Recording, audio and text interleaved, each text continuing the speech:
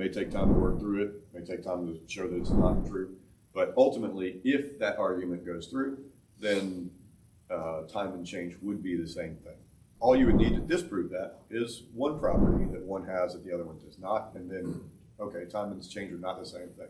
They may entail each other still, they may be inextricably entwined, but they wouldn't be identical. Just as a thought experiment, I'm trying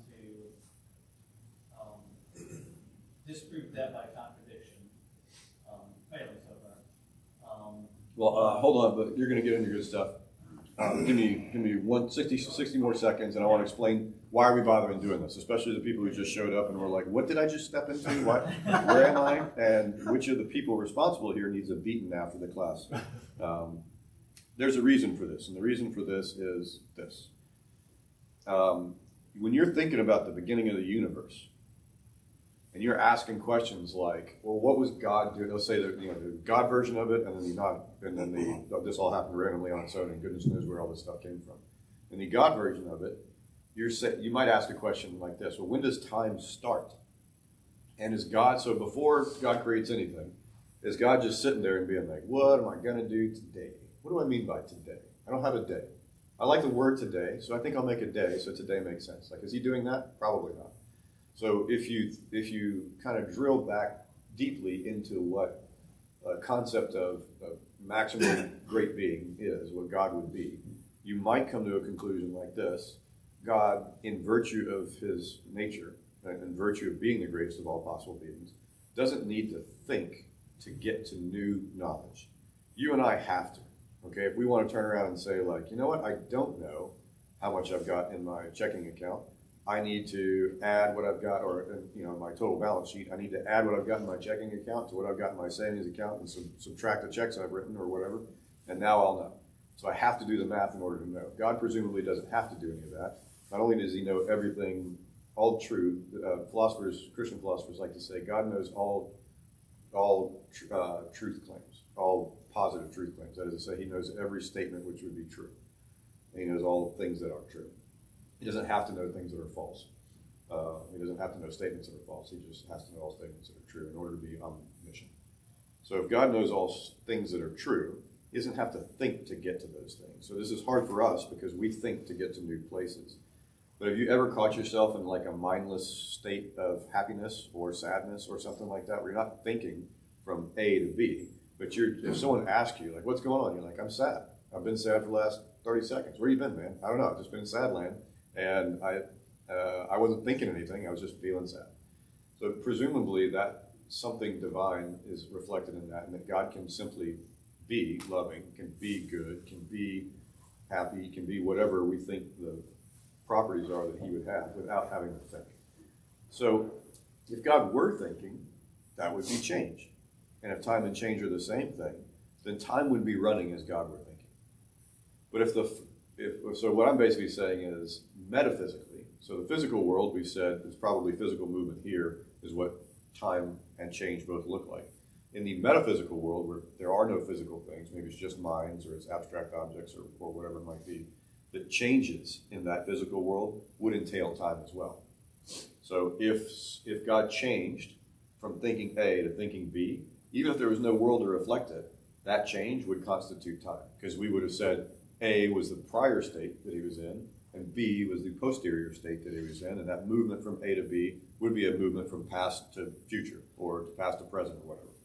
So this helps us think about like when God created. So I've argued in this paper that there's a necessary world. This is a world that exists with God just as he is before he's done anything at all. And that is a timeless world because there is no change in it. And so in this timeless world, the question is when God creates the universe, does that, or let's say that the first thing he does is create everything all at one swat, okay? Not incrementally, but just there's nothing, so boom, let reality exist. And so all time, space, matter, and energy comes into existence, boom. Does that happen at t0? Is that the first instant of time? Or is that at some other point in time? So where would you label t0 in a world where you've got no change at all, just God, and then the first change is when the singularity appears? So where would you label? Where is the right label for that? Is this singularity? I'm sorry. So think about where would you label? Where is the right label for that? And I had This singularity. points along the timeline. So think about where would you label? Where is the right label for that? And I had This singularity. points along the timeline. So think about where would you label? Where is the right label for State that? one. And I had This singularity. points of God existing by himself, and in that space, in that state, there's no physical time, space, matter, and energy. Now in the next state, which right here we've labeled T0, there is time, space, matter, and energy, and the kind of singularity that people talk about at the beginning of the Big Bang. And then things are expanding, and they expand continually down this time. Well, if time has changed, time wouldn't be a label on the states, it would be the label in between the states as the change. Right. So and let's say that the change would be anywhere that there is change. So in this model, this model will work if you assume that this timeline is infinitely divisible, which we kind of do in math. Even though there's some problems with doing that, you have to do that the right way in order to line is infinitely divisible. You assume it's infinitely divisible, we kind of do in math. Then you can specify any arbitrarily small line is infinitely divisible window that you want to. We kind of maybe I should say is the window specify any arbitrarily small line is infinitely divisible. If the second point is that we kind of maybe I should say is the window specify any arbitrarily small kind of line is infinitely divisible. If the second point is maybe I should say is the window specify any arbitrarily small kind of line is infinitely divisible. If the second point is maybe I should say is the window specify any arbitrarily small kind of line is infinitely divisible. If the second point is maybe I should say that window specify any arbitrarily small kind of line is infinitely would be the second point is maybe I should say that window specify any arbitrarily small kind of line is infinitely would be the second point is maybe I should say that window specify any arbitrarily small question would be the second point is maybe I should say that window specify any arbitrarily small question would be the second point is maybe I should say that window specify any arbitrarily small question would be the second point is maybe I should say that window specify any arbitrarily small question would be the second point is maybe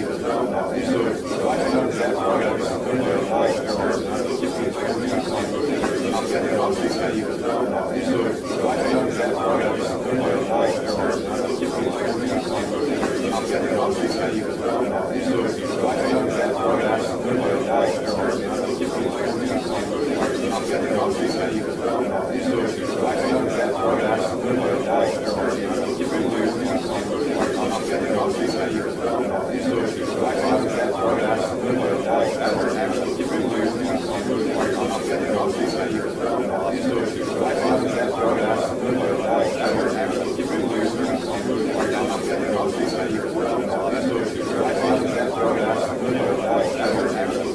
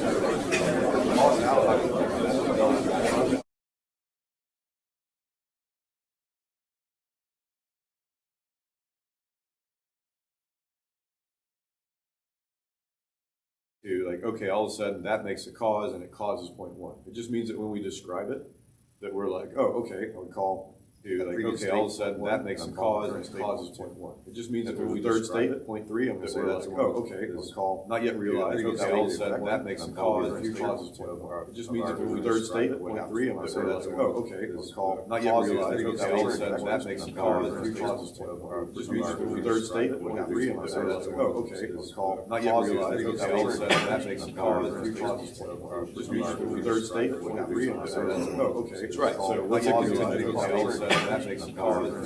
What specifically third state? Oh, okay, that's right. So let's.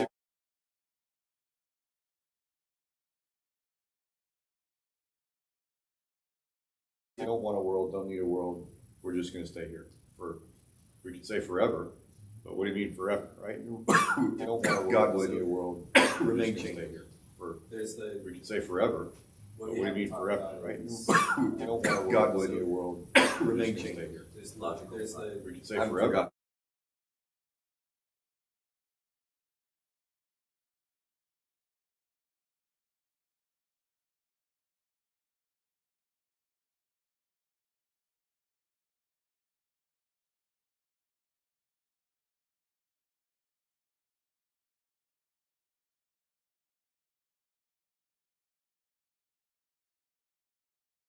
Yeah, you can't say, you don't use the word simultaneous unless there are at least two things you're talking about. Unless you look backwards. Yeah, you can't say, you don't use the word simultaneous unless there are two. Yeah, but even when you do that, you would look backwards and say, oh, what was simultaneous? Look backwards. Yeah, you can't.